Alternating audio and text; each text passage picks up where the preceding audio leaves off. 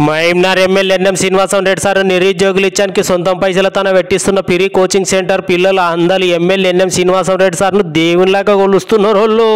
అవును, మళ్ళీ ఎందుకు గొలవరు? పట్నం పోయి ఇదే కోచింగ్ ను తీసుకోవాలంటే అందాజ 40-50 వేల రూపాయలు అవుతాయి. అటువంటి కోచింగ్ సెంటర్ ను పాలమూరుకి తీసుకొచ్చి ఎమ్మెల్యే ఎన్ఎం సార్ పిరిగా కోచింగ్ ఇప్పిస్తే సార్ను దేవునిలాగా కొలుసుకోరా, గ్యారంటీగా కొలుస్తారు. కావాలంటే మీరే ఇన్నూరు వాళ్ళ మాటల్ని. ఇప్పుడు మన ఎన్ఎం శ్రీనివాసరెడ్డి సార్ వచ్చింది కాబట్టి మనకు చాలా విధంగా ఉచిత బుక్స్ పంపిణీ చేస్తున్నారు.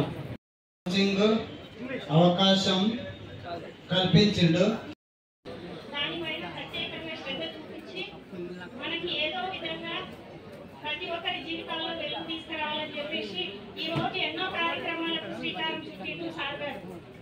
వీళ్ళు ఇట్లా కొలిస్తే ఎమ్మెల్యే ఎన్ఎం సార్ ఏమో ఇట్లా చెప్పుకొచ్చిండు.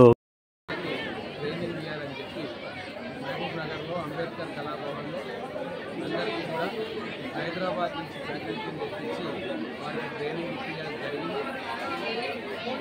చాలామంది 75 రోజుల పాటు ట్రైనింగ్ వాళ్ళందరికీ కూడా ఎవరైతే అటెండెన్స్ 100% ఉన్నదో వాళ్ళకి పుస్తకాలు ఇవ్వడం జరిగింది.